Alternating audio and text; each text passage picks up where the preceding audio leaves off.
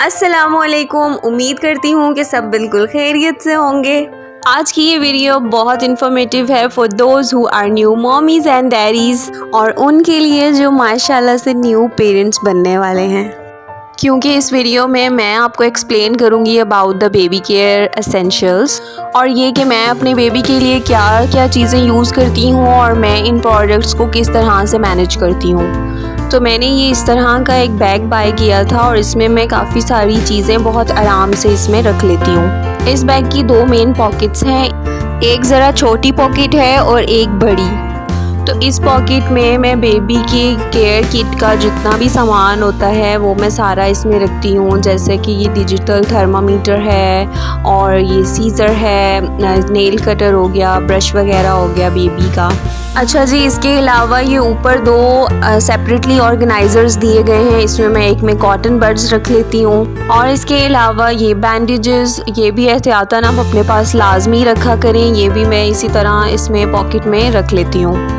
इस बैग को यूज़ करते हुए मुझे 1 ईयर से अबव हो गया है और इसने मेरी लाइफ काफ़ी आसान कर दी, क्योंकि ये बैग काफ़ी स्पेशियस है और इसमें काफ़ी सारी चीज़ें एट द सेम टाइम आ जाती हैं। अच्छा, और इसके जो सेकंड ऑर्गेनाइज़र है, इसमें मैं ये बेबी के स्मॉल जो बेबी टॉवल्स होते हैं या जो रुमाल्स वगैरह होते हैं वो रख लेती हूँ।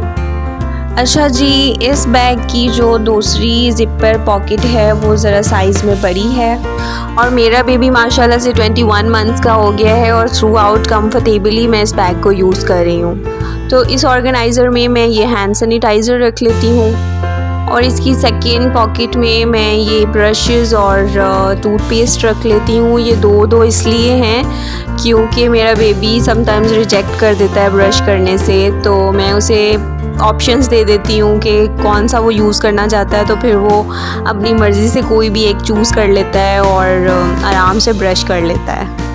क्योंकि इस एज के बच्चे बहुत ज़्यादा टेंट्रम भी शो करते हैं और समटाइम चीज़ों को एक्सेप्ट नहीं करते, तो उनको इस तरह से हैंडल करने के लिए पेरेंट्स को इस टाइप की ट्रिक्स यूज़ करनी पड़ती हैं। जी, तो अब आ जाती है इस बैग की ये मेन पॉकेट। तो इसमें मैं कौन सी चीज़ें रखती हूँ मैं आपको शो करती हूँ।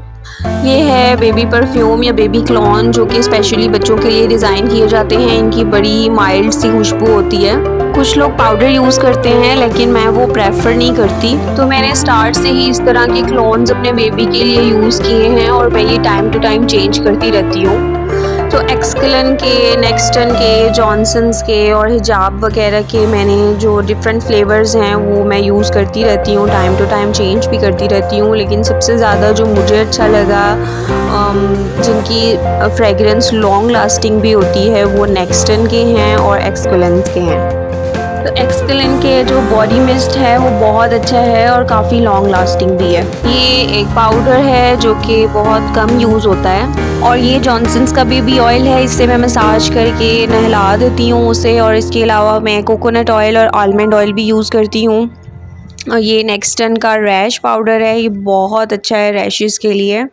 और इसके अलावा ये जॉनसन्स का head to toe body wash है, ये हेयर एंड बॉडी दोनों के लिए यूज़ हो जाता है। अभी तक मैंने शैम्पू यूज़ नहीं किया।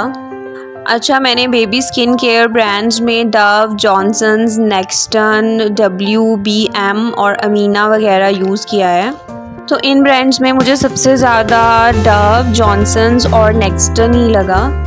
और ये सन ब्लॉक लोशन है, ये मैं डेली बेसिस पे यूज़ करती हूँ। सन ब्लॉक का यूज़ लाजमी किया करें क्योंकि सन रेज़ेस बहुत हार्मफुल होती हैं। और इसके अलावा ये जॉनसन्स का लोशन है मिनी पैक, ये भी मैं इसमें रख लेती हूँ क्योंकि स्किन को मॉइस्चराइज रखना बहुत ज़रूरी होता है। तो ये एक 500 ml की बॉटल भी जॉनसन्स के बेबी लोशन की मैंने अपनी ड्रेसिंग पे रखी हुई होती है। तो मैं अपने बेबी को 3 to 4 टाइम्स दिन में लाजमी लोशन अप्लाई करती हूँ।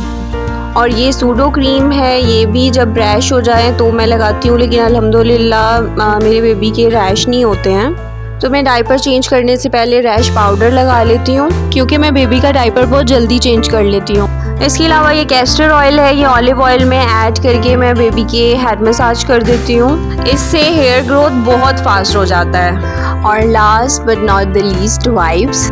कोई भी स्पेसिफिक ब्रांड यूज़ नहीं करती, बस इसके इंग्रेडिएंट्स वगैरह चेक करके तो मैं कोई सा भी पिक कर लेती हूँ। और ये देखिए इसमें डेली यूज़ की सारी चीज़ें बहुत आराम से आ गई है। मैं आपको इसको क्लोज़ करके दिखाती हूँ। और ये हमारा बैग बिल्कुल रेडी है और इसको कैरी करना बहुत आसान है। इवन कि आप ड्यूरिंग ट्रैवल इसको यूज़ कर सकते हैं। और इस बैग का जो मटेरियल है वो वाटरप्रूफ है, तो लिटरली मैं इसको ड्यूरिंग बाथ टाइम में भी इसको अपने साथ कैरी कर लेती हूँ।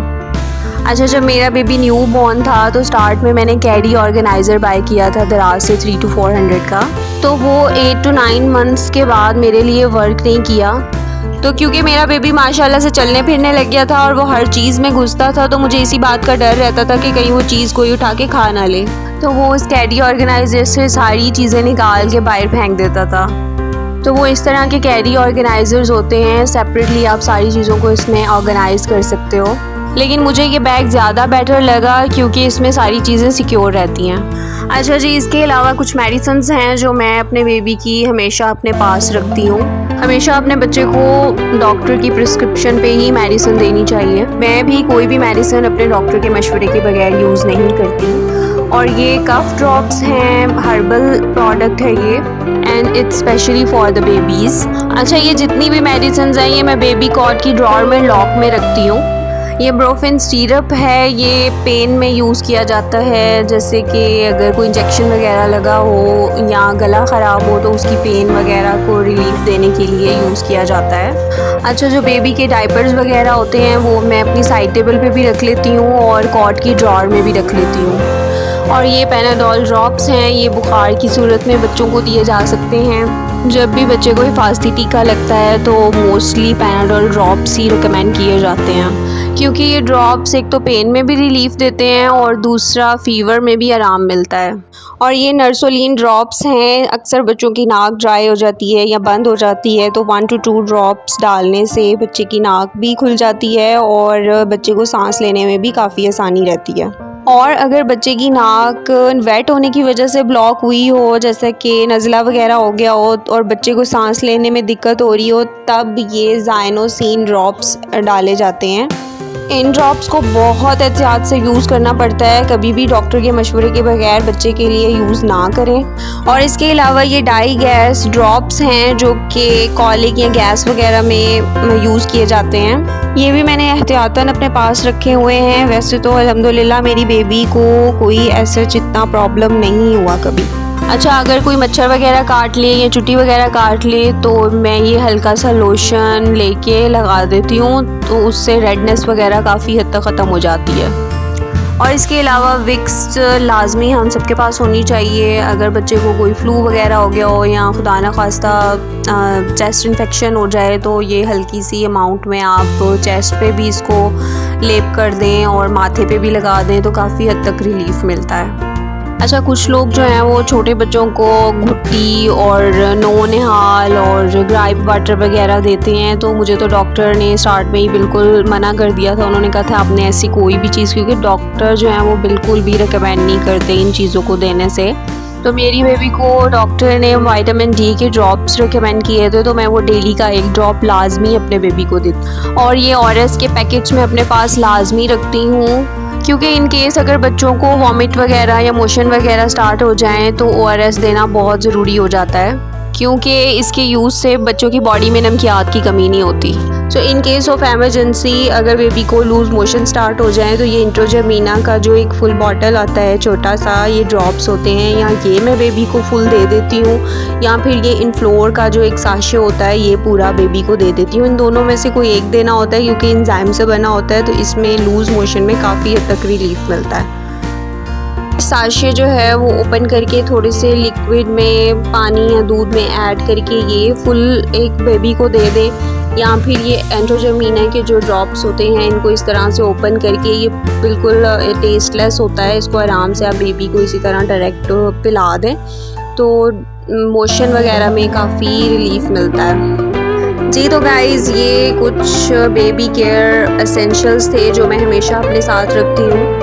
और आपको मेरी ये वीडियो कैसी लगी कमेंट सेक्शन में अपना ओपिनियन ज़रूर दिया करें, क्योंकि आपकी कमेंट्स पढ़ के मुझे बहुत खुशी होती है। And also subscribe to my channel because I really need your support. And thank you so much for watching this video. And a special bundle of thanks to India and Turkey. They are supporting my channel. Thank you so much once again. And stay positive. God bless you guys. Take care yourself. Allah Hafiz. Goodbye.